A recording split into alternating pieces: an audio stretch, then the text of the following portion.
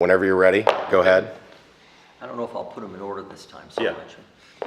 Ladies and gentlemen, I'm John Sinclair, conductor and artistic director of the Bach Festival Society, and I'd like to introduce a program to you and hope that you'll come and join us. The program is Romanticism and Resurrection. It came from an idea of there's so much great music about the time, the last time of Christ and the Passion of Christ, and the resurrection, and the Easter time that we don't hear. And the Romantic composers really thrived in this area. Let me introduce you to a few of the pieces. A piece from Edward Elgar, the opening overture. It's a meditation from his Light of Life. And then on to a César Franck, Psalm 150, which is a glorious, beautifully orchestrated piece for choir and orchestra, very powerful, telling of that text. And then on to Mascagni, the scene and prayer from his opera Cavalleria Rusticana, considered one of the great success stories of opera in its time, and still considered one of the great pieces, and it was certainly his masterpiece, and he was an immensely famous composer in his day. And then on to a piece by Gall, Arthur Gall, a British composer that is not so well known in this country, but in his own country his pieces sold immensely well, and this was a standard in the oratorio repertoire.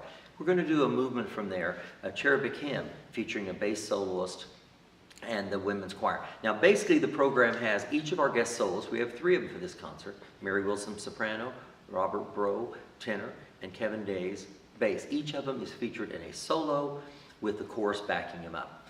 Mary's is the Mascagni, and the one I've not introduced to you is Bob Brough's, is the Sanctus from St. Cecilia Mass of Gounod. Gounod was hugely devout. Matter of fact, the national anthem of the Vatican was written by Gounod. He was very prominent and very prominent in the church as well. And this St. Cecilia Mass, St. Cecilia being the patron saint of music, this Mass and this Sanctus movement is divine. And then ends with Rimsky-Korsakov's Russian Easter Overture, one of the great pieces of the Romantic era, considered, it's a standalone overture. A lot of overtures are the precursor to the bigger work. This overture was written to stand all by itself as a complete piece, and it is magnificent. Now I'll go on to your, go on to the Dubois then.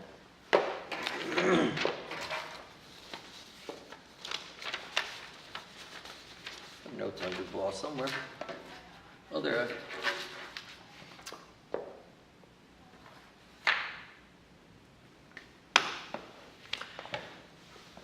The second half of the program, the tour de force piece, is an oratorio, The 7 Last Words of Christ, by Theodore Dubois.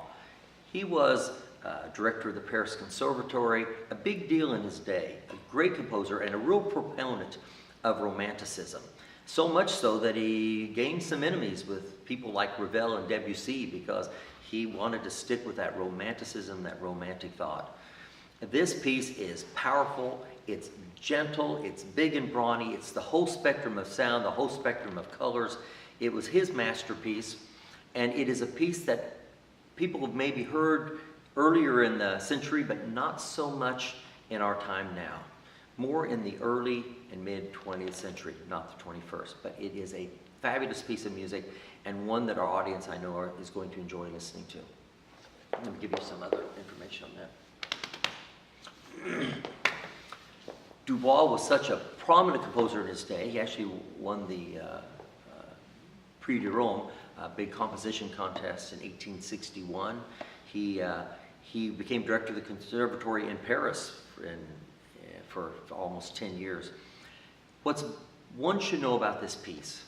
It's not a forgotten piece, but it's a piece that has not really gotten its due time because it is a fabulous oratorio, and the choir gets gets to sing some of those beautiful, glorious, soft, gentle music and some of the most powerful sounds you can imagine a chorus and orchestra putting out.